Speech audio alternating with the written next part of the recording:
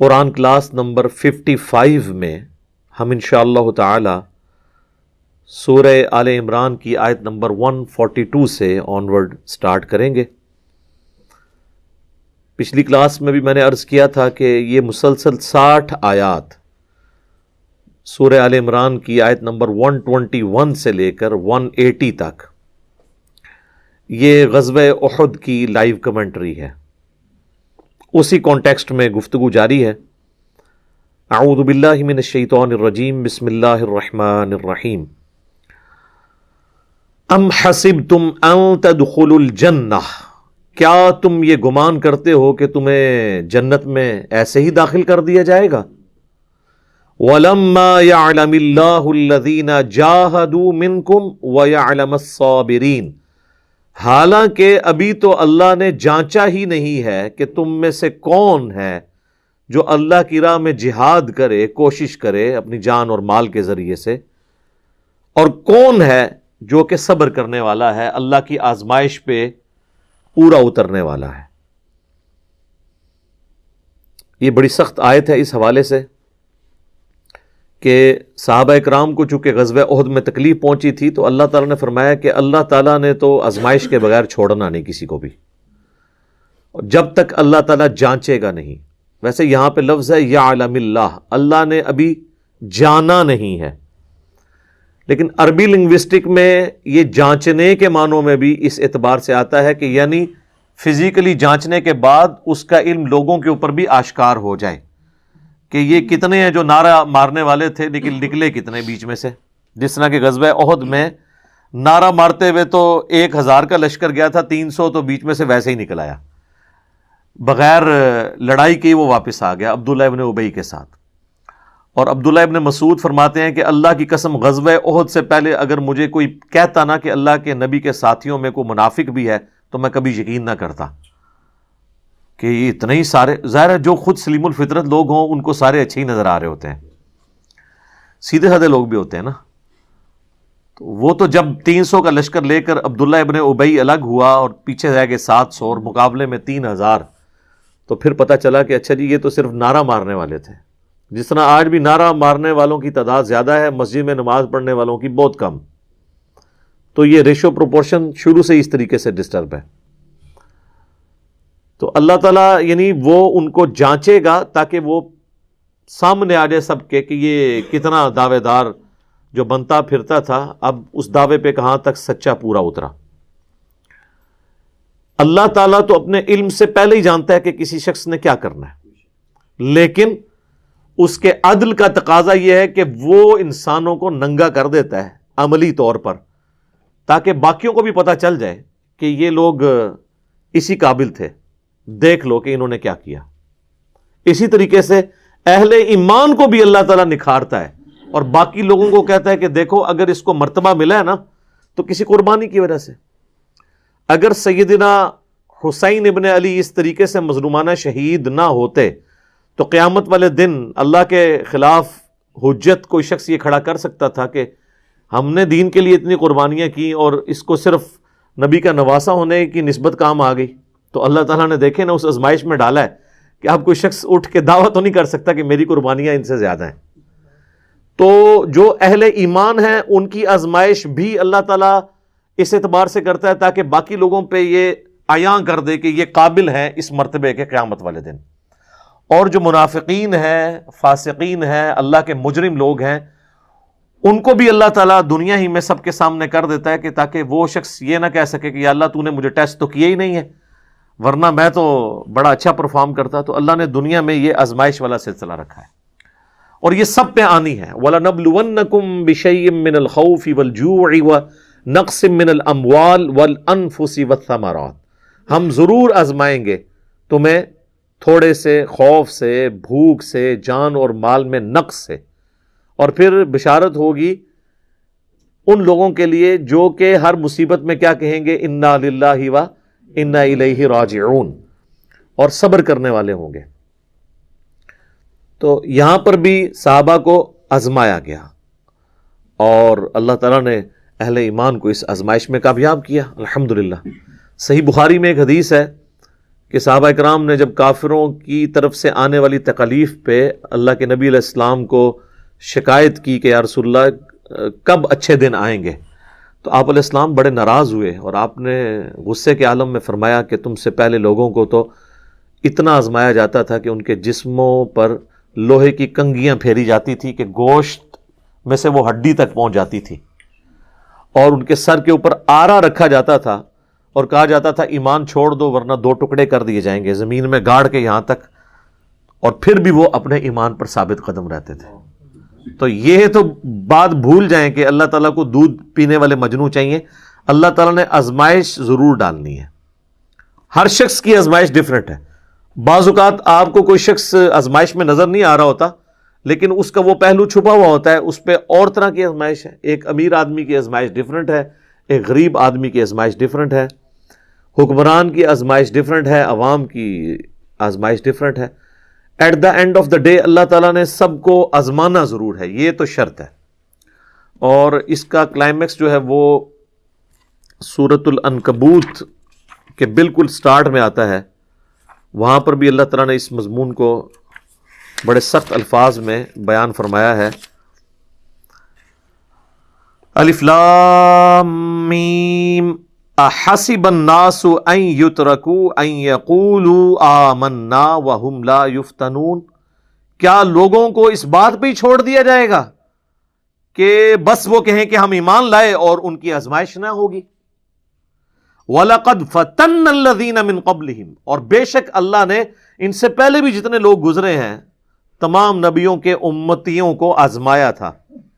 فَلَيَعْلَمَنَّ اللَّهُ الَّذِينَ صَدَقُوا وَلَيَعْلَمَنَّ الْكَاذِبِينَ، تو اللہ تعالیٰ ضرور یہ جانچ کر رہے گا کہ کون اپنے دعوے میں سچے ہیں اور کون جو ہیں وہ جھوٹے ہیں۔ تو یہ یعنی جانچ کر اللہ تعالیٰ حجت تمام کرتا ہے۔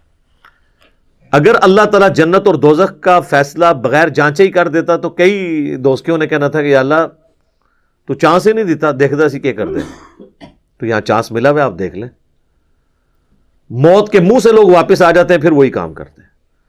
اکثر ایئر کریشز میں جو لوگ بچ جاتے ہیں یا کریش ہوتے ہوتے جہاز بچ جاتا ہے، تو ہونا تو چاہیے کہ وہ لینڈ کرتے ہی سیدھا جا کے توبہ طائب ہوں، بس وہ زمین پہ جب پاؤں لگتے ہیں تو دماغ پھر آسمان پہ پہنچ جاتا ہے ان کا۔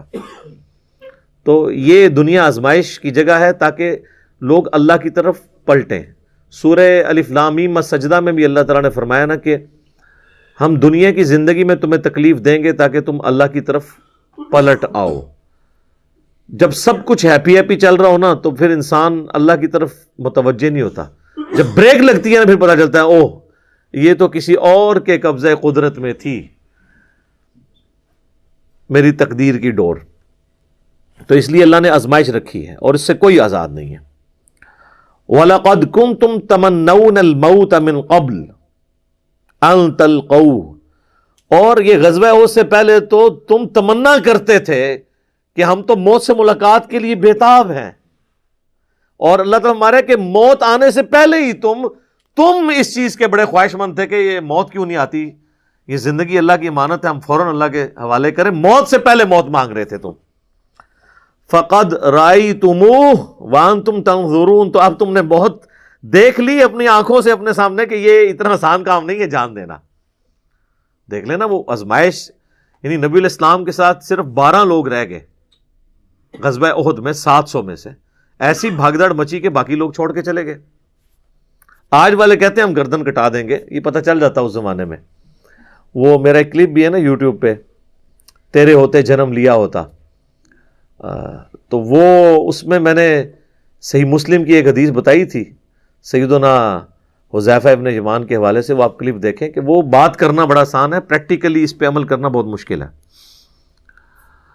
تو اب موت تم نے اپنی آنکھوں سے دیکھ لی سامنے، اب پتہ چل گیا کہ موت کتنا آزمائش والا معاملہ ہے۔ انسان ویسے تو بڑی تمنا کرتا ہے، لیکن جب میدان جنگ میں آزمائش سے گزرنا پڑتا ہے پھر پتہ چلتا ہے کون ثابت قدم ہے۔ اب اگلی جو آیت ہے 144، یہ بڑی اہم آیت ہے سورہ آل عمران کی۔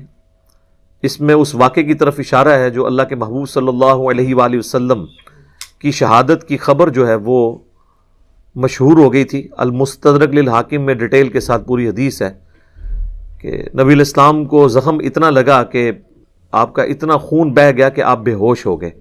اس کی وجہ سے یہ چیز مشہور ہوگی کہ آپ شہید ہو گئے. تو کئی صحابہ نے اپنی تلواریں پھینک دیں انکلوڈنگ سیدنا عمر کہ اب ہم نے کیوں لڑنا ہے. تو اللہ تعالیٰ نے اس کے اوپر گرفت فرمائی کہ نبی علیہ السلام کا سٹیٹس ایک انسان والا ہے. ان سے پہلے بھی جتنے پیغمبر گزرے وہ بھی انسان تھے اور انسان کو ظاہر موت آئے گی. تو اس کا یہ مطلب نہیں ہے کہ تم نے دین سے الٹے قدم پھر جانا ہے. یہ دین جو تم نے قبول کیا ہے یہ اللہ کے نبی علیہ السلام کے اوپر یا اللہ کے اوپر کوئی احسان نہیں ہے, یہ تمہارا اپنے اوپر احسان ہے. اگر ثابت قدم رہو گے تو اللہ تعالیٰ تمہیں جزا دے گا, اور اگر جو کوئی دین سے الٹے قدم پھرے گا تو اللہ کا کچھ بگاڑ نہیں سکے گا.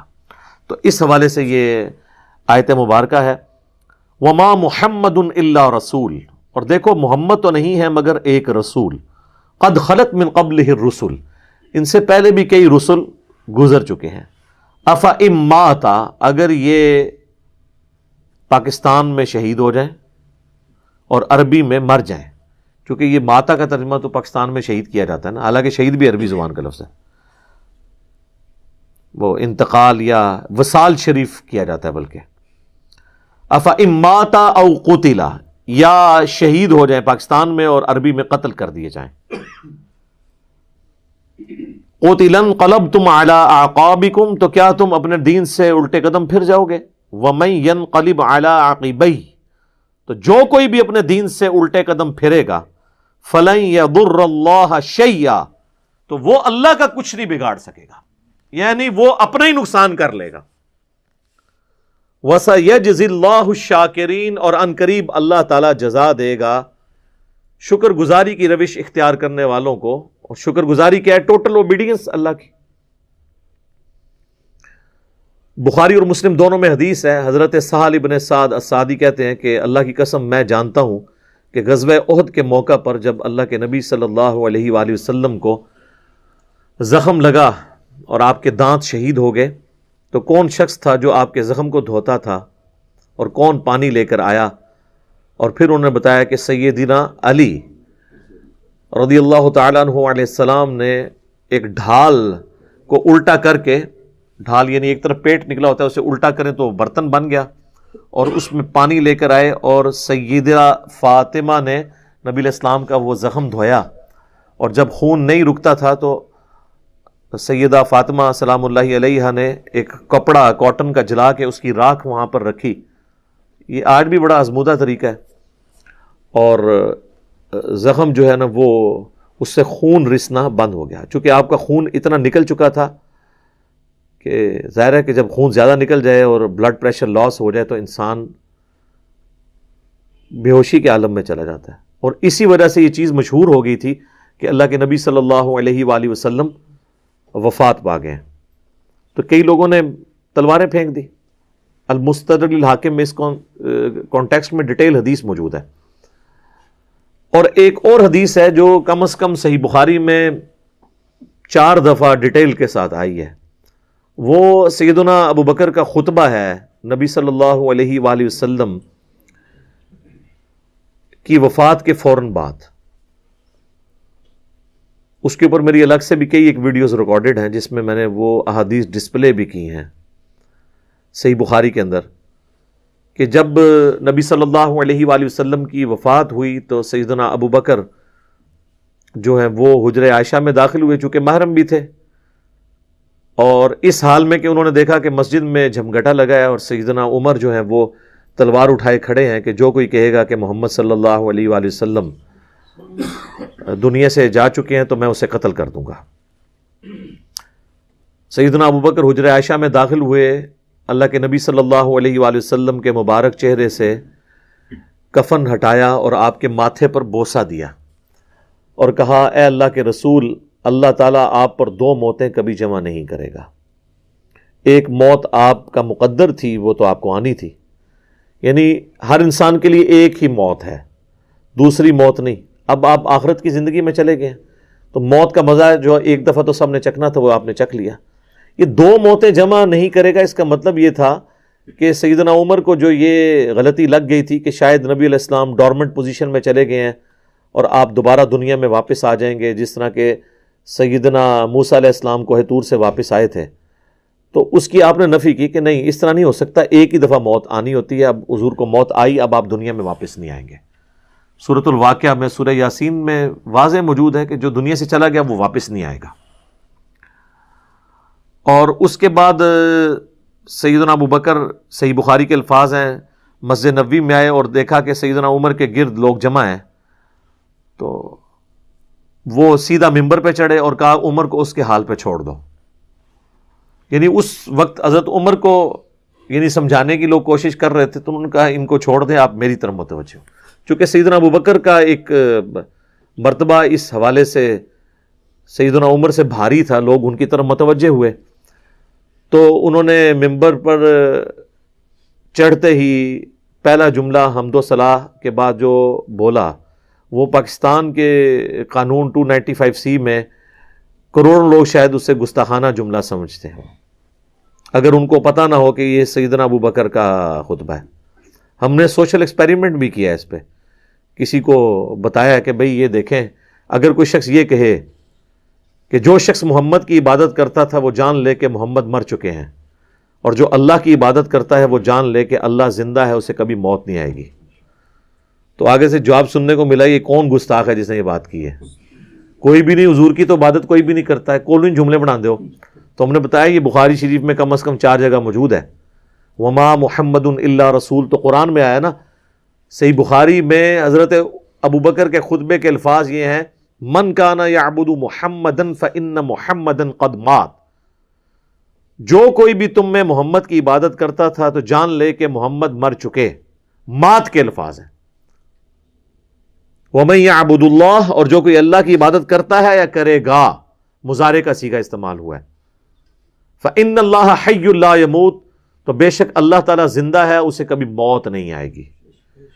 تو یہ خطبہ آپ نے یعنی پڑھا، اور پھر اس کی دلیل میں سیدنا ابو بکر نے قرآن کی یہی آیت تلاوت کی، سورہ آل عمران آیت نمبر 144، اور امام بخاری نے کتاب التفسیر چیپٹر جو قرآن کی تفسیر کا لکھا ہے صحیح بخاری کے اندر، اس آیت کو انہوں نے ہیڈنگ بنا کے یہ حضرت ابو بکر کا خطبہ نقل کیا ہے، وما محمد الا رسول قد خلت من قبلہ الرسل افئن مات او قتل انقلبتم علی اعقابکم، محمد تو نہیں مگر ایک رسول، اگر یہ مر جائیں یا قتل کر دیے جائیں تو کیا تم دین سے الٹے قدم پھر جاؤ گے؟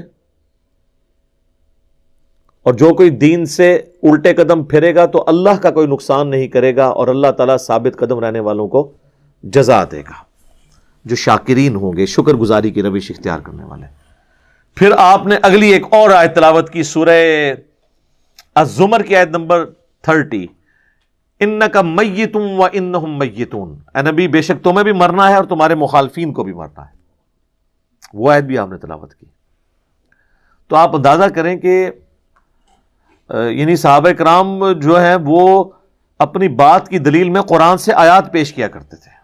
وہ کہتے ہیں ساڑھے خلاف آیتاں پڑھ دینے جی قرآن تو، بھئی قرآن اگر تھوڑے خلاف آیت ہے نا تو تسی مسلمان نہیں ہو، کیونکہ مسلمان تو وہ ہوتا ہے کہ جو قرآن کے مطابق ہو، نہ کہ یہ کہ اس کے عقیدوں کے خلاف قرآن میں آیت آ جائے۔ تو اگر کوئی کہہ رہا ہے ساڑھے خلاف آیتاں پڑھ دے تو سمجھ لو کہ پھر تسی تو کافر ہی ہوئے نا، مسلمان کے خلاف تو قرآن کی آیت نہیں پڑھی جا سکتی نا، اگر آپ کا وہ عقیدہ ہے تو آپ کے خلاف کہاں سے ہوگی؟ تو صحابہ کرام دیکھیں کہ قرآن سے دلیل پیش کیا کرتے تھے، یعنی وہ اپنی بات کی دلیل بھی قرآن سے پیش کرتے تھے۔ لیکن یہاں پہ ایک بڑی حیران کن چیز ہے جس کو میں نے ہی پوائنٹ آؤٹ کیا ہے، میں نے کہیں پڑھے ہوئے نہیں یہ دیکھا، حالانکہ یہ بہت ضروری تھا کہ اس چیز کو ہائی لائٹ کیا جاتا، کہ حضرت ابو بکر نے ایک فرضی جملہ کیوں بولا؟ کوئی ضرورت نہیں تھی، اور جملہ بھی ان لوگوں کے سامنے بولا کہ جن میں سے کوئی بھی رسول اللہ کی عبادت نہیں کرتا تھا۔ یہ لوگ ہوتے تو یہ ان کو کھڑے ہو کے کہتے ہوئے تو کی اتنے تقریریں پہ کرنا ہے، کوئی دروشی پڑھ، تو اتنے حضور دی میت ہوتے، تو اتنے گستاخانہ آیتاں پڑھ رہے ہیں کہ جی جو محمد کی عبادت کرتا تھا وہ جان لے کے محمد مر چکے ہیں۔ ایک اتنے لکھے ہے قرآن چ، کون ہی گلا بنانا ہے، سیدھے کوئی عبادت نہیں کرتے، خود سے ہی باتیں بناتے ہو۔ سیدنا ابو بکر نے بیسیکلی امت کو یہ میسج دیا کہ نبی علیہ السلام کی تعلیم یہ ہے کہ آپ کو بت نہیں بنانا، اور اس پہ میں بولا کرتا ہوں کہ یہ محمد رسول اللہ صلی اللہ علیہ وآلہ وسلم کی کامیابی ہے کہ آپ نے ایسی ٹیم اپنے بعد چھوڑی ہے جو ان کی میت پہ ان کے فضائل بیان نہیں کر رہی، توحید بیان کر رہی ہے، کیونکہ ان کو پتا تھا کہ محمد رسول اللہ سے بھی آلموسٹ 500-600 سال پہلے ایک شخصیت دنیا میں گزری جس کے نام پہ دنیا کا سب سے بڑا شرک ہو رہا ہے، عیسیٰ ابن مریم۔ نبی صلی اللہ علیہ وآلہ وسلم نے ایک دوسرا عیسیٰ ابن مریم بن جانا تھا اگر صحابہ کرام شروع میں اس معاملے کو کل نہ کرتے، اور یہ انہوں نے اپنی ذاتی اختراع نہیں تھی، یہ نبی علیہ السلام کی مبارک تربیت کا اثر تھا، کیونکہ صحیح بخاری میں موجود ہے، دیکھنا میری شان کو اس طرح بلند نہ کرنا جس طرح عیسیٰ ابن مریم کے ماننے والوں نے ان کی شان میں بڑھا دیا، ڈیوینٹی ان کے بارے میں کلیم کر دی۔ میں اللہ کا بندہ اور اس کا رسول ہوں، مجھے اللہ کا بندہ اور اس کا رسول ہی کہنا۔ تو دیکھ لیں سیدنا ابو بکر نے عقیدہ توحید اس وقت امت میں راسخ کیا۔ یہاں تو کوئی پیر کوئی بزرگ مر جاتا ہے نا تو اس کی شان میں نغمے بنا لیے جاتے ہیں۔ یہ بھی دیکھ لیں آپ، کل خادم رضوی صاحب کی ڈیتھ کے اوپر وہ کسی نے راتوں رات بیٹھ کے ترانہ بھی لکھ لیا ہے، اور وہ ترانہ انہوں نے بڑے اچھے انداز میں اس کو گا بھی دیا ہے، اور ان کی میت کے اوپر وہ چل بھی رہا ہے۔ اور نبی علیہ السلام سے زیادہ تو کوئی تعریف کے لائق نہیں ہے نا مخلوقات میں، لیکن آپ کی میت کے اوپر کوئی درود شریف کی کوئی گھیٹیاں نہیں پڑیاں جا رہی ہیں، کوئی چادر نہیں کھلاری ہوئی، توحید کا خطبہ بیان ہو رہا ہے کہ اللہ کے نبی فوت ہو چکے ہیں۔ سیدنا عمر کے الفاظ ہیں صحیح بخاری میں، جب میں نے ابو بکر کا یہ خطبہ سنا تو میری ٹانگیں میرے جسم کا بوجھ نہیں اٹھا سکی۔ اچھا، آپ لوگ قرآن و حدیث سنتے ہیں تو غصہ آ جاتا ہے، صحابہ قرآن و حدیث اپنے عقیدے کے خلاف سنتے تھے نا تو ان کی ٹانگیں ان کے جسم کا بوجھ نہیں اٹھاتی تھی، وہ اتنے پشیمان ہوتے تھے کہ میں غلط کانسیپٹ کے اوپر ہوں، میں فوراً رجوع کروں۔ اور سیدنا ابو بکر کے خطبے کے بعد سیدنا عمر کہتے ہیں مجھے یقین آ گیا کہ حضور فوت ہو چکے ہیں۔ اور پھر بخاری کے الفاظ ہیں، صحابہ کہتے ہیں کہ ہم کئی دن تک ہماری یہ حالت تھی، جب ہم ایک دوسرے کو ملتے تھے نا تو ہم یہ آیت سناتے تھے، وما محمد الا رسول قد خلت من قبلہ الرسل، یہ سورہ آل عمران کی آیت نمبر 144، تاکہ ہمیں یہ یقین آ جائے کہ نبی علیہ السلام دنیا سے جا چکے ہیں۔ ایک دوسرے کو یہ آیت سنایا کرتے تھے، گستاخانہ آیت، یہ تو گستاخانہ ہی کہتے ہیں نا، یہ ہوتے تھے جناب ایک دوسرے نو جناب کچھ اور ہی سنا دے، نعتاں سنا دے رہندے۔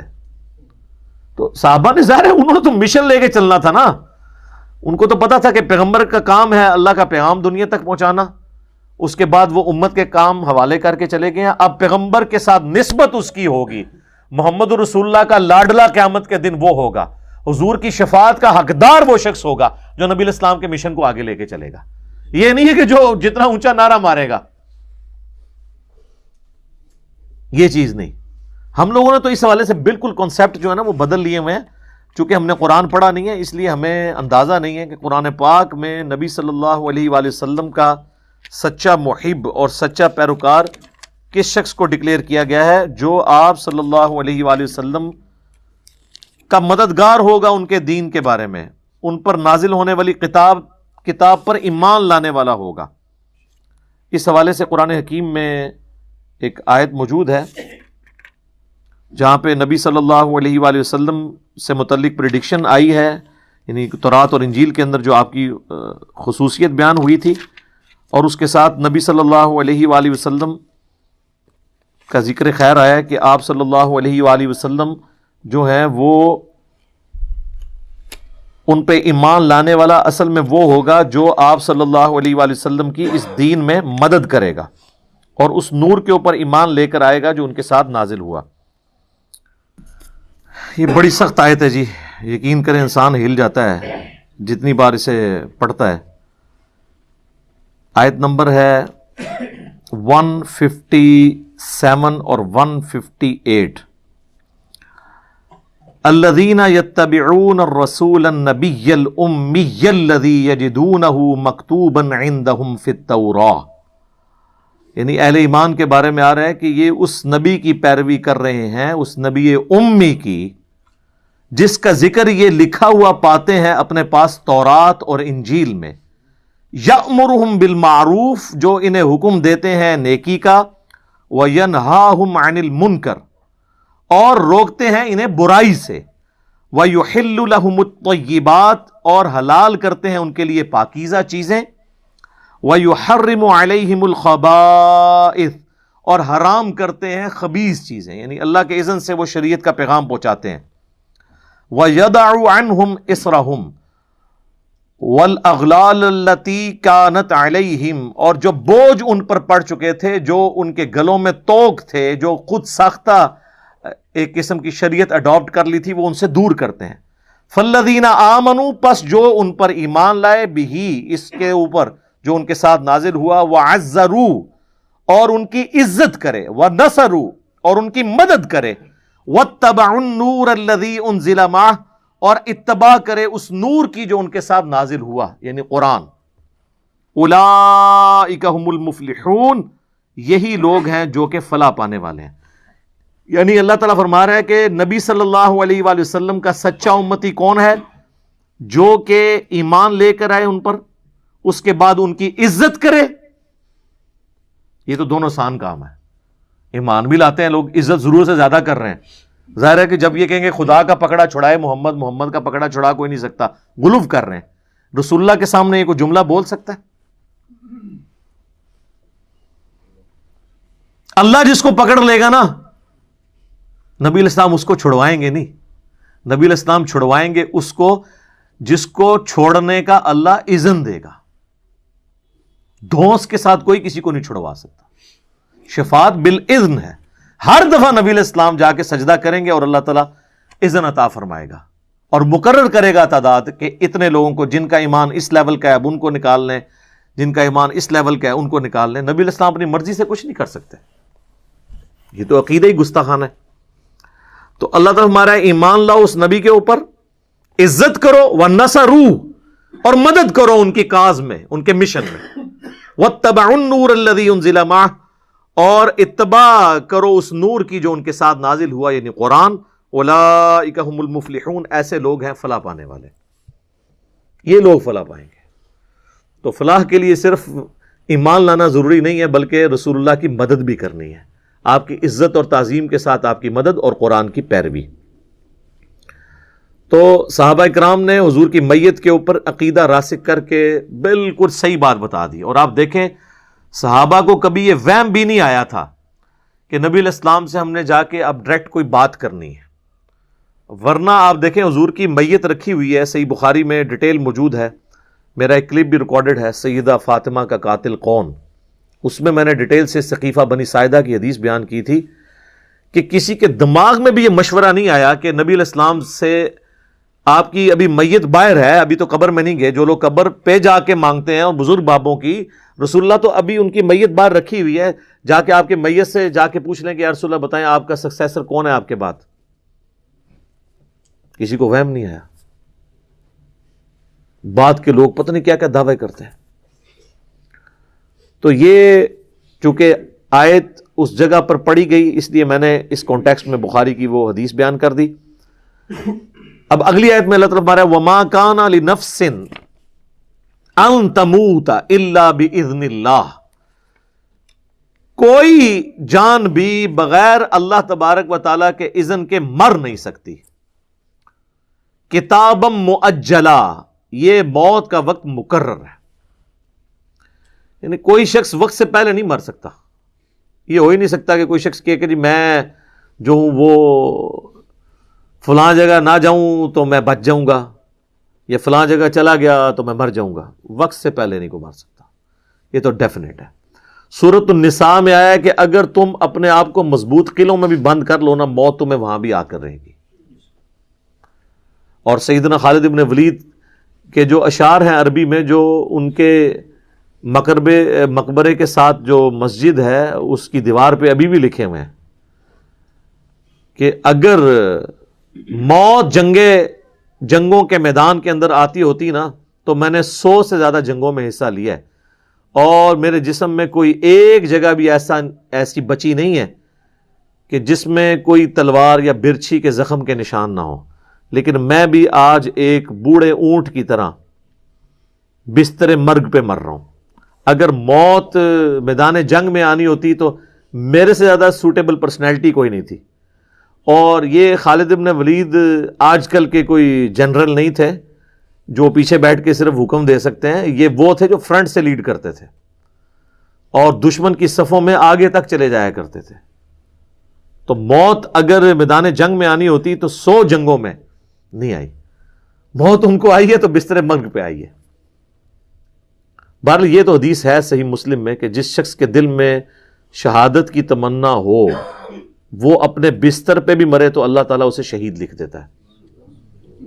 اور اس کے برعکس دوسری حدیث ہے صحیح مسلم میں کہ جس شخص کے دل میں شہادت کی تمنا نہیں ہے تو وہ منافقت کی ایک شاخ پر مرے گا، وَلِعَوْذُ بِاللَّهِ تعالی. یعنی اللہ کے لیے جان کی قربانی کی تمنا ضرور ہونی چاہیے دل کے اندر، یہ ہمارے ایمان کا تقاضا ہے. وَمَن يُرِدْ ثَوَابَ الدُّنْيَا نُؤْتِهِ مِنْهَا، جو کوئی دنیا کا فائدہ چاہے گا ہم اسے دے دیں گے. وَمَن يُرِدْ ثَوَابَ الْآخِرَةِ، اور جو آخرت کا فائدہ چاہے گا نُؤْتِهِ مِنْهَا، ہم اسے اس میں سے دے دیں گے. وَسَنَجْزِي الشَّاكِرِينَ، اور ان قریب ہم بدلہ دیں گے شکر گزاری کی روش اختیار کرنے والوں کو. یعنی جو دنیا میں سارا فائدہ اٹھانا چاہتا ہے اللہ تعالیٰ اس کو فائدہ دے دے گا، اور وہ بھی 100% کنفرم نہیں ہے. بعض اوقات لوگ محنت کرتے ہیں آؤٹ پٹ کچھ نہیں نکلتی، لیکن اوورآل رول یہی ہے محنت کا پھل دنیا میں مل جاتا ہے، اور جو آخرت کے لیے کوشش کرے گا اسے آخرت کا ملے گا. اس کا یہ مطلب نہیں ہے کہ دنیا کی محنت چھوڑ کے صرف آخرت کی کرنی ہے، یہ مطلب نہیں ہے اس کا، کیونکہ دوسری جگہ سورۃ البقرہ میں گزر چکا ہے ربنا آتینا فی الدنیا حسنہ وفی الآخرۃ حسنۃ وقنا عذاب النار. اہل ایمان کی روش ہے کہ وہ ہم سے دعا کرتے ہیں اے اللہ ہمیں اس دنیا میں بھی بھلائیاں عطا فرما اور آخرت میں بھی بھلائیاں عطا فرما، اور آخرت کی سب سے بڑی بھلائی عطا فرما دے ہمیں جہنم کی آگ سے بچا لے. اللہم اجرنا من النار آمین. ربنا اصرف عنا عذاب جہنم ان عذابها کان غراما آمین. اللہم انی اعوذ بک من عذاب جہنم آمین. تو اہل ایمان وہ ہیں جو دنیا کے ساتھ ساتھ آخرت کی بھی فکر کرتے ہیں، اور جو دنیا دار ہیں وہ کہتے ہیں آخرت دیکھی جائے گی، دنیا میں جو کچھ کمانا ہے نا وہ کما لو.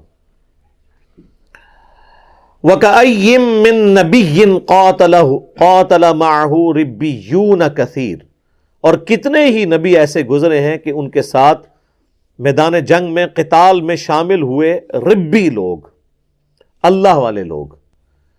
یہ ربی کی ٹرم ابھی بھی استعمال ہوتی ہے یہودیوں کے ہاں، جس طرح ہم اپنے علماء کے لیے استعمال کرتے ہیں نا علامہ، تو وہ ربا استعمال یہ کرتے ہیں. مربی کا لفظ استعمال ہوتا ہے اللہ والے. یہ وہی ہے جو سورہ آل عمران میں پہلے گزر چکی ہے، کونوا ربانیین. جو انبیاء تھے جب وہ دعوت دیتے تھے وہ یہ نہیں کہتے تھے ہمارے بندے بن جاؤ، اللہ تعالیٰ فرماتا ہے وہ ہمیشہ کہتے تھے رب والے بن جاؤ. تو جو اللہ کے نیک بندے ہیں انہوں نے نبیوں کے ساتھ مل کر قتال کیا. فما وہنوا لما اصابہم فی سبیل اللہ، تو انہوں نے ہمت نہیں ہاری ان تکلیفوں کے سبب جو انہیں اللہ کی راہ میں اٹھانی پڑی. اب یہ بیسیکلی ساتھ ساتھ تربیت ہو رہی ہے نا صحابہ کی. غزوہ احد میں واضح فتح شکست میں بدل گئی، تو اب بتایا جا رہا ہے کہ اب ہمت ہار کے تو نہ بیٹھ جاؤ نا. ایک جنگ میں اگر نقصان ہو گیا، تم سے پہلے بھی انبیاء کے ساتھ جن لوگوں نے قتال کیا ہے انہیں بھی تکلیفیں اٹھانی پڑی، اور الٹیمیٹلی اللہ تعالیٰ نے انہیں سرخرو کیا. تو اگر اب یہ تکلیفیں گزارنی پڑ رہی ہیں تمہیں، تو تم یاد کرو ان لوگوں کو جو تم سے پہلے انبیاء کے پیروکار تھے، انہوں نے کبھی ہمت نہیں ہاری ان تکلیف کے بعد. وما ضعفوا وما استکانوا، اور نہ وہ کمزور ہوئے اور نہ انہوں نے کوئی ہار مانی کبھی. واللہ یحب الصابرین، اور اللہ تعالیٰ محبت کرنے والا ہے، پسند فرماتا ہے جو صبر کی روش اختیار کریں. وما کان قولہم الا، ان کی تو بات نہیں ہوا کرتی تھی، ان کی تو دعا نہیں ہوا کرتی تھی سوائے اس کے الا ان قالوا ربنا اغفر لنا ذنوبنا واسرافنا فی امرنا آمین. اے رب ہمارے ہمیں بخش دے ہمارے گناہوں کو اور ہماری جو زیادتیاں کی ہیں ہم نے، فی امرنا اپنے کاموں میں، وثبت اقدامنا اور ہمارے قدموں کو مضبوط کر دے، وانصرنا علی القوم الکافرین اور ہماری مدد فرما کافروں کے مقابلے پر.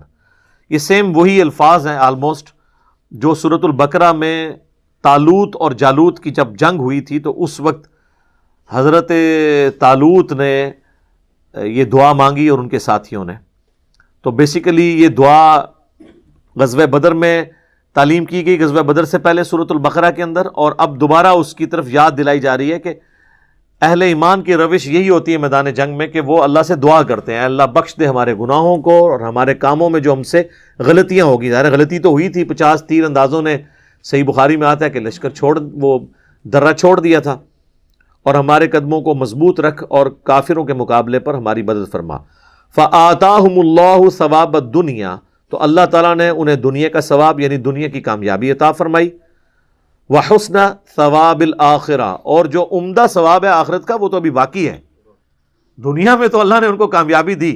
اچھا یہ صحابہ کو کہا جا رہا ہے، لیکن اب آپ ذرا دیکھیں یہ قلیل سی جماعت ہے 700 کی، جسے اس طرح ٹرین کیا جا رہا ہے.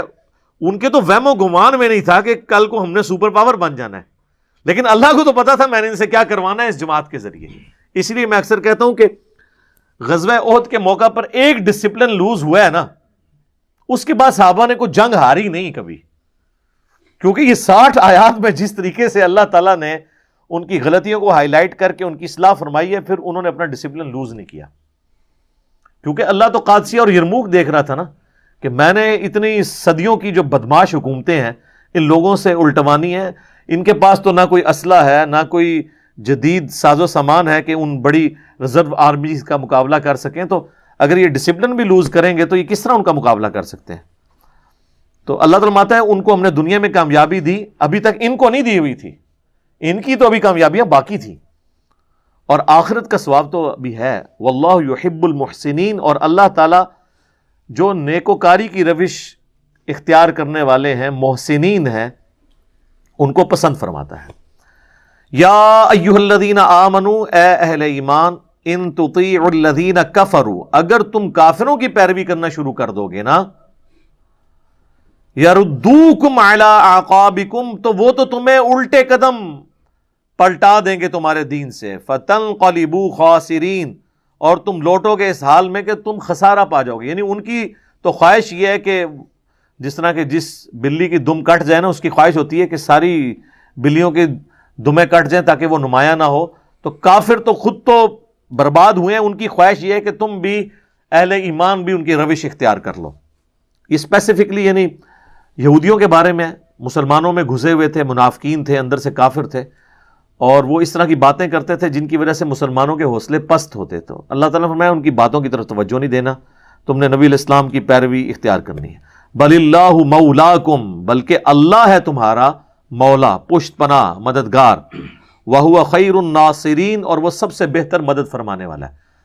یعنی ہماری روش یہی ہونی چاہیے، ہم اللہ کی طرف رجوع لائیں. آگے چل کے وہ دعا آ بھی جائے گی کہ اہل ایمان کو جب کافروں کی سازش کی خبر پہنچتی ہے تو وہ کہتے ہیں حسبنا اللہ ونعم الوکیل. وہ اسی صورت میں وہ آیت بھی آ جائے گی، بلکہ صحیح بخاری میں موجود ہے. عبداللہ ابن عباس کہتے ہیں کہ جب ابراہیم علیہ السلام کو آگ میں پھینکا جانے لگا تو انہوں نے پڑھا تھا حسبنا اللہ ونعم الوکیل. اور جب تمہارے نبی پہ مشکل وقت آتا تھا تو وہ بھی کہتے تھے حسبنا اللہ ونعم الوکیل. یہ بہترین وظیفہ ہے، ہم نے اللہ ہی پر بھروسہ کیا اور وہ بہتر کارساز ہے. یہ بہترین وظیفہ ہے حسبنا اللہ ونعم الوکیل. لیکن وظیفہ خالی یعنی تسبیح میں پڑھنے کے لیے نہیں، واقعی وہ پوری توجہ کے ساتھ، پورے درد کے ساتھ اس کو فالو کیا جائے.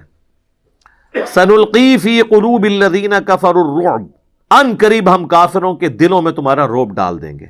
بما اشرکوا باللہ، بسبب اس کے کہ انہوں نے اللہ کے ساتھ شرک کیا. مشرک جو ہے نا وہ مسلم سے دب جائے گا. صحیح بخاری اور مسلم میں حدیث ہے کہ مجھے اللہ نے 5 ایسی خصوصیات دی ہیں جو مجھ سے پہلے کسی پیغمبر کو نہیں دی. نمبر 1، پوری زمین میرے لیے سجدہ گاہ بنا دی ہے، میرے امتی جہاں چاہیں نماز ادا کر سکتے ہیں.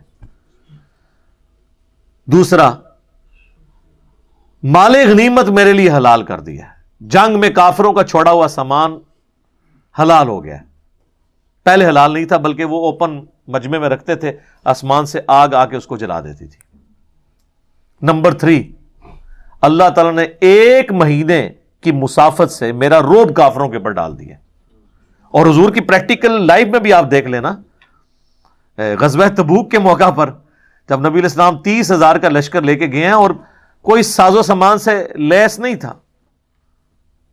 بڑی مفلسی کے ساتھ جیش العسرہ تھا وہ، اور مقابلے پر رومن امپائر 1.5 لاکھ کی فوج خود کیسر روم لیڈ کر کے عرب کے بارڈر پہ آیا ہوا تھا، اور وہ پہلے آگے وہاں بیٹھا ہوا للکار رہا تھا. جب حضور پہنچے تو حضور کے آنے سے پہلے ہی بھاگ گیا، ورنہ یرموک وہیں پہ ہو جانی تھی.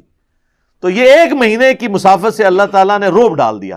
پھر نبی علیہ السلام 40 دن تک رومن امپائر کے بارڈر پہ رہے، اور وہاں کے جتنے قبائل تھے ان کے ساتھ معاہدے کیے ریٹن میں کہ یا تو تم ہمارا ساتھ دو گے یا نیوٹرل رہو گے. رومن امپائر کا اب ساتھ نہیں دینا. ظاہر ہے وہ تو ویسے ہی اب ڈر گئے نا کہ بھئی جس کے دبدبے سے وہ کیسے روم بھاگ گیا ہے تو یہ تو زیادہ پاورفل لوگ ہیں. تو اللہ تعالیٰ مارا ہے کہ چونکہ مشرک ہے، وہ شرک کرنے والا ہے، اس پہ اہل ایمان کا روب ہے. تو وہ میں 5 چیزیں جو بتا رہا تھا بخاری و مسلم میں، زمین سجدہ گاہ بن گئی، مال غنیمت حلال ہو گیا، نمبر 2، نمبر 3 1 مہینے کی مسافت سے اللہ تعالیٰ نے میری مدد فرمائی ہے، نمبر 4 مجھے پوری انسانیت کے لیے پیغمبر بنایا ہے، اگلے انبیاء قوم اور قبیلے کے لیے ہوتے تھے، اور نمبر 5 اللہ نے مجھے شفاعت کا اذن دیا ہے. اور صحیح مسلم میں ایک 6ٹھی فضیلت بھی ہے کہ اللہ تعالیٰ نے مجھ پہ ختم نبوت فرما دی ہے. اور مسلم شریف میں ایک اور حدیث میں آیا کہ اللہ نے مجھے جوامع کلمات کے ساتھ مبعوث کیا ہے. میں بات مختصر کرتا ہوں اور اس کی گہرائی بہت زیادہ ہوتی ہے. گہرائی یہ نہیں ہے کہ معرفتی گل سمجھ ہی نہ آئے کسی نے. ساڑھے تھے جڑا کوئی پٹھی گل کرتا ہے نا تو وہ سمجھتے ہیں کہ بڑی گہری بات کی ہے. نبی علیہ السلام کی گہری باتیں یہ نہیں ہوتی تھی کہ سمجھ ہی نہ کسی کو آئے. وہ اتنی سادہ بات ہوتی تھی کہ اس کا مفہوم ہر بندہ سمجھ آتا تھا، اور آپ جتنے مرضی جگہ اس کو فٹ کریں وہ چیز فٹ ہوتی. جیسا کہ بخاری کی پہلی حدیث ہے، انما الاعمال بالنیات، اعمال کا دار و مدار نیتوں پر ہے. ہر شخص کے لیے وہ ہے جس کی اس نے نیت کی. اگر کسی شخص نے کسی عورت سے نکاح کے لیے ہجرت کی تو اس کی ہجرت اس کے لیے لکھی جائے گی، اور جس نے اللہ اور اس کے رسول کے لیے ہجرت کی تو اس کی ہجرت ان کے لیے لکھی جائے گی. اب یہ کہنے کو تو ایک چھوٹی سی حدیث ہے انما الاعمال بالنیات، لیکن سر پوری زندگی کو کور کرتی ہے یہ. تو یہ جوامع کلمات ہے، اعمال کا دار و مدار نیتوں پر ہے. ٹھیک ہے، تو یہاں پہ جو الٹی سیدھی باتیں اور مشکل سے اردو کے الفاظ، اور کئی تو ایسے بھی ہوتے ہیں کہ وہ یعنی بولنے والے کو بھی نہیں اس کا مطلب پتا ہوتا. اگر پوچھ رہے ہیں کہ آپ نے کیا بولا ہے تو اس کو بھی نہیں پتا ہوتا، وہ اسی طریقے سے کوٹ کرتے جا رہے ہوتے ہیں. پھر پروننسیشن بھی غلط ہوتی ہے بعض اوقات، اور وہ اپنی طرف سے روب ڈال رہے ہیں. اچھا دیکھیں، جو روب ڈالنے کے لیے مشکل اردو بولتا ہے نا یا عربی کے الفاظ، اگر وہ تجوید کی غلطی کرتا ہے نا تو اس کو تو نہیں چھوڑنا چاہیے کہ بھئی تو نے اگر رو بھی ڈالنا تھا تو کوئی بات سیکھ تو لیتا کہ یہ لفظ صحیح طریقے سے ادا کیسے کیا جاتا ہے. معلم ینزل بہ سلطانا، یعنی وہ شرک کرتے ہیں جس کے بارے میں اللہ نے کوئی سند نازل نہیں کی ہے. اللہ کے ساتھ ہستیاں ٹھہراتے ہیں، یا مشرکین عرب اللہ کی بیٹیاں کہتے تھے فرشتوں کو، اللہ نے تو کوئی سند نازل نہیں کی ہے. حضرت عیسیٰ کو اللہ کا بیٹا کہتے تھے، اللہ نے تو اس کی کوئی سند نازل نہیں کی ہے. یہ ان کے خود ساختہ عقائد اور نظریات ہیں. وَمَأْوَاهُمُ النَّارُ، ان لوگوں کا ٹھکانہ ہے آگ. وَبِئْسَ مَثْوَى الظَّالِمِينَ، اور کیا ہی برا ٹھکانہ ہے ظالموں کا. اچھا یہ ظالم کوئی اللہ پہ ظلم نہیں کر رہے، اپنے اوپر ظلم کر رہے ہیں. اللہ پہ تو ظلم کوئی نہیں کر سکتا، یعنی اپنی جان پر ظلم کر رہے ہیں، اپنے ساتھ زیادتی کر رہے ہیں.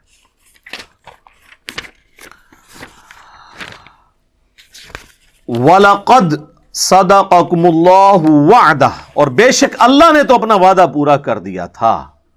کیا وعدہ تھا؟ کہ غزوہ احد میں تمہیں فتح دوں گا. اب صحابہ کے دل میں یہ بھی آ رہا تھا کہ بھئی نبی علیہ السلام تو ہمیں پہلے بشارت دے رہے تھے کہ جنگ جیت جاؤ گے، تو ہم تو ہار گئے ہیں. لیکن وہ ایک لمحے کے لیے بات بھول گئے کہ یہ جنگ جیت کے ہارے تھے. تو جیت کے کیوں ہارے تھے؟ اپنی غلطیوں کی وجہ سے. تو اللہ تعالیٰ مارا ہے وَلَقَدْ صَدَقَكُمُ اللَّهُ وَعْدَهُ، اور بے شک اللہ تعالیٰ نے تو دیکھو اپنا وعدہ پورا کر دیا تھا. اِذْ تَحُسُّونَهُمْ بِإِذْنِهِ، جبکہ وہ اللہ کے حکم سے تم کافروں کو کاٹ رہے تھے. حَتَّى، یہاں تک کہ اِذَا فَشِلْتُمْ وَتَنَازَعْتُمْ فِي الْأَمْرِ، تم نے بزدلی دکھائی اور اللہ کے نبی علیہ السلام کے حکم میں تنازع کھڑا کر دیا. وَعَصَيْتُمْ مِن بَعْدِ مَا أَرَاكُمْ مَا تُحِبُّونَ، اور اس کے بعد کہ تم میں جو چیز پسند تھی تم نے وہ دیکھ لی تو تم نافرمانی میں مبتلا ہو گئے. اچھا، اب وہ پسندیدہ چیز کون سی ایسی دیکھ لی تھی کہ وہ اللہ کے نبی کی نافرمانی میں مبتلا ہو گئے؟ آگے اس کا ذکر آ جائے گا، مال غنیمت. اچھا، بعض لوگوں نے یہ سمجھا کہ شاید یہ قرآن میں جو آیات ہیں یہ شاید صحابہ کی توہین ہو جائے گی، تو انہوں نے اس کا مطلب اپنی طرف سے مولڈ کر دیا کہ جی یہ من بعد ما اراکم ما تحبون سے مراد ہے جنگ میں فتح. تو چونکہ صحابہ کی یہ خواہش تھی کہ جنگ میں فتح ہو، تو یہ ان کی محبوب ترین چیز تھی، تو جنگ میں فتح پانے کے بعد انہوں نے جو ہے وہ مال غنیمت سمیٹا. مال غنیمت کی محبت میں نہیں سمیٹا، اور اس میں ڈاکٹر اسرار صاحب بھی شامل ہیں. تو اس طریقے سے قرآن کے منہ میں آپ اپنا لقمہ ڈال نہیں سکتے. قرآن تو وہ کتاب ہے جس میں باطل داخل ہی نہیں ہو سکتا. اگلے الفاظ اس آیت کی حفاظت کریں گے کہ اس سے مراد کیا ہے، اور پھر بخاری اور مسلم میں جو احادیث موجود ہیں وہ تو بالکل واضح ہیں. صحیح بخاری میں آپ غزوہ احد کا چیپٹر نکال کے پڑھ لیں تو آپ کو پتہ چل جائے گا کہ نافرمانی کی نبی علیہ السلام کی، اور آپ کے الفاظ کیا تھے. صحیح بخاری میں الفاظ ہیں، آپ نے 50 تیر اندازوں کا لشکر عبداللہ ابن جبیر، یہ جیم کے ساتھ ہے، ان کی سرکردگی میں ایک پہاڑی ٹیلے پہ کھڑا کیا، کیونکہ آپ کو یہ خطرہ تھا کہ پیچھے تو پہاڑ ہے نا، تو یہ تو پیچھے سے تو کافر حملہ آور نہیں ہو سکتے، سامنے سے حملہ آور ہوں گے. ایک راستہ تھا پیچھے سے آنے کا، تو آپ نے اس راستے میں وہ جو ایک پہاڑی چوٹی تھی چھوٹی سی، جو آج بھی آپ غزوہ احد کے جو شہداء ہیں ان کے قبرستان کے پاس موجود ہے، آپ چڑھ کے دیکھ سکتے ہیں، زیادہ اونچی نہیں ہے. اس پہ 50 تیر انداز اکٹھے کر دیے اور ان کی ڈیوٹی لگائی کہ اگر پیچھے سے کافروں نے حملہ کیا نا تو تم نے ان کو تیر مارنے ہیں. اسی وجہ سے کافر پیچھے سے حملہ نہیں کر سکے. اور آپ نے اتنے سخت لفظ استعمال کیے کہ تم دیکھو کہ پرندے ہماری بوٹیاں اٹھا کے لے کے جا رہے ہیں، تب بھی تم نے میرے حکم کے بغیر یہ درہ نہیں چھوڑنا. مجھے بتائیں اس سے زیادہ کس طرح کسی کو سمجھایا جا سکتا ہے؟ لیکن جب بھگدڑ مچی، کافر بھاگنا شروع ہو گئے، مسلمان ان کو قتل کرتے جا رہے تھے، وہ اپنا سامان چھوڑ کے بھاگتے جا رہے تھے، تو وہاں جو درے پہ لوگ موجود تھے انہوں نے کہا لو جی ہم تو جیت گئے. تو انہوں نے اپنا درہ چھوڑ دیا. صرف 15 بندے وہاں پر رہے، 35 نے چھوڑ دیا. اور اس وقت عبداللہ بن جبیر چیختے رہے کہ اللہ کے نبی نے منع کیا تھا. جو ان کے لیڈر تھے انہوں نے نہیں چھوڑا، لیکن باقیوں نے بات نہ سنی اور انہوں نے خود اجتہاد کر لیا. انہوں نے کہا یہ اللہ کے نبی نے تو اس لیے فرمایا تھا نا کہ اگر شکست ہو جائے، یہ تو شکست کی صورت میں تھا نا، اب تو فتح ہو چکی ہے. اب مجھے بتائیں اگر شکست کی صورت میں نیچے آ کے کیا کرنا ہے سامان سمیٹ کے؟ فتح کی کیس میں یہ بات ہو سکتی تھی نا، شکست میں تو پھر جا کے اپنے جو لوائقین ہیں ان کی لاشیں سنبھالنی تھی، نہ کہ مال غنیمت سمیٹنا تھا. یہ لاجیکل بھی نہیں تھی بات. لیکن بس وہ اس وقت ایک کیفیت طاری ہوئی، اور پھر خالد بن ولید کی عقابی نظریں دیکھ رہی تھی. وہ کافروں کی طرف سے آئے تھے، انہوں نے دیکھا لو جی درہ خالی ہوا ہے. انہوں نے وہ کیولری کے سپہ سالار تھے، وہ سارے گھوڑ لشکر والا حصہ ان کے پاس تھا، پیدل جنگ والا نہیں، گھوڑوں والا. انہوں نے پیچھے سے آ کے حملہ کیا. 70 سے زیادہ صحابہ شہید ہو گئے. انصار کا کوئی گھر نہیں تھا جس میں کوئی میت نہ ہو، حتیٰ کہ نبی علیہ السلام کے بھی دانت شہید ہو گئے. آپ کی شہادت کی خبر مشہور ہو گئی. صحابہ نے تلواریں پھینک دی کہ اب تو حضور ہی چلے گئے ہیں تو اب پیچھے ہم کیا کریں گے. تو اب کہاں تک بات چلی گئی. اور اس پہ میں نے ایک خطرناک جملہ بولا تھا کہ اللہ کے نبی دنیا میں موجود ہوں تب بھی اگر آپ کے ساتھی، آپ کے امتی آپ کی نافرمانی کریں تو اللہ کے نبی کو بھی اس کا اس اعتبار سے تکلیف کا سامنا کرنا پڑتا ہے اپنے امتیوں کے کرتوتوں کی وجہ سے. اور آج تو اللہ کے نبی ہم میں موجود بھی نہیں ہے. آج ہمیں کس چیز کا غرور ہے کہ ہم اللہ کے نبی کی نافرمانی کریں اور اللہ کی مدد ہمارے لیے آ جائے. جب اللہ کے نبی دنیا میں فزیکلی موجود تھے اس وقت جب نافرمانی ہوئی تو اللہ نے یہ پرواہ نہیں کی کہ چلو یار انہوں نے غلطی کی ہے تو نبی کی وجہ سے میں ان کو بھی چھوڑ دوں. الٹا نبی علیہ السلام کے بھی مبارک دانت شہید ہو گئے. کتنی خطرناک بات ہے. یہ ہے کتابوں کا خدا، یہ بابوں کا خدا نہیں ہے. یہاں تو بزرگ نگاہ مار کے تو پتہ نہیں کیا کر دیتے ہیں. ٹھیک ہے، ہاں بزرگ جڑے نا وہ یوٹیوب تو گستاخانہ فلماں نہیں ڈیلیٹ کر سکتے، نگاہ مار کے اپنے مرید ہی ساڑ سکتے ہیں.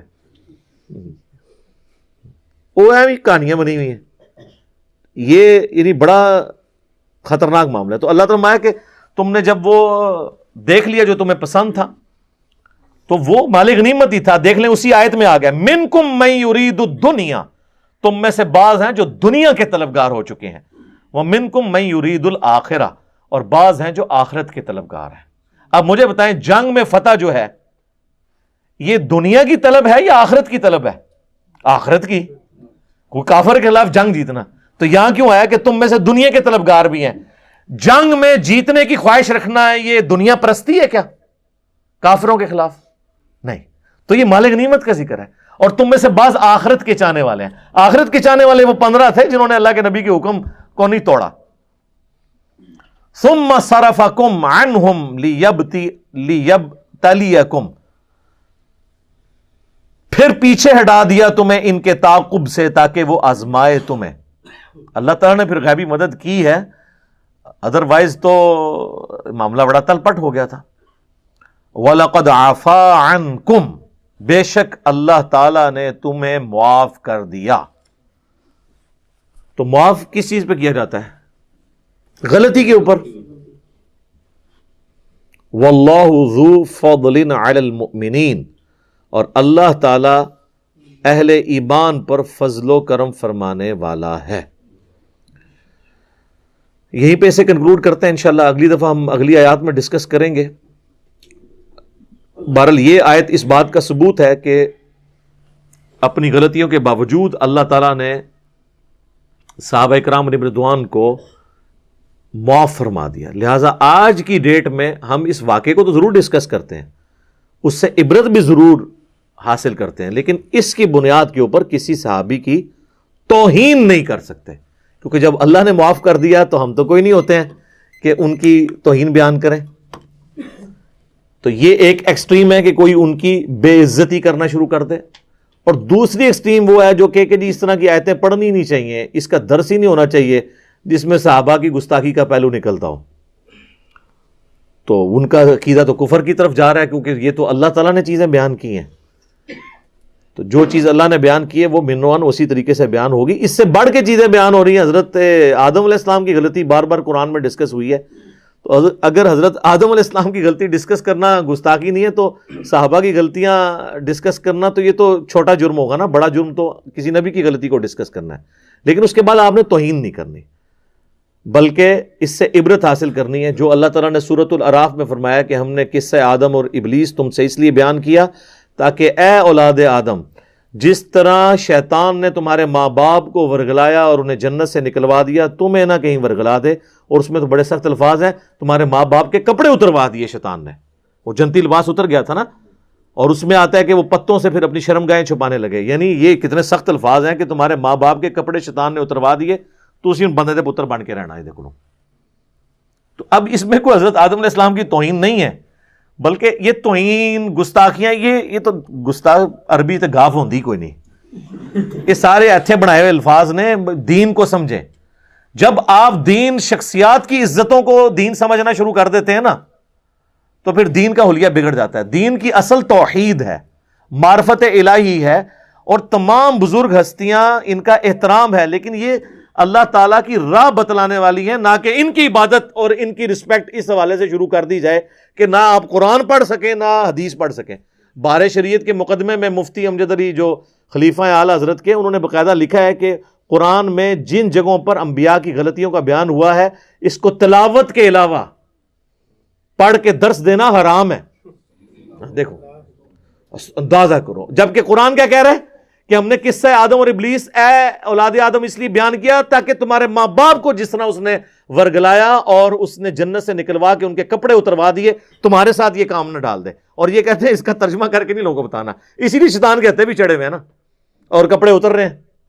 پوری دنیا میں مسلمانوں کے کپڑے اتر رہے ہیں, قرآن کو تو چھوڑ دیا. اللہ تعالیٰ سے دعا ہے جو حق بات میں نے کہی اللہ تعالیٰ ہمارے دلوں میں راسخ فرمائے. اگر جس بات میں میرے منہ سے کوئی غلط بات نکل گئی اللہ تعالیٰ ہمیں معاف فرما دے, دلوں سے محب بھی کر دے اسے. ہمیں کتاب و سنت کی تعلیمات پر عمل کر کے دوسرے بھائیوں تک پہنچانے کی توفیق عطا فرمائے.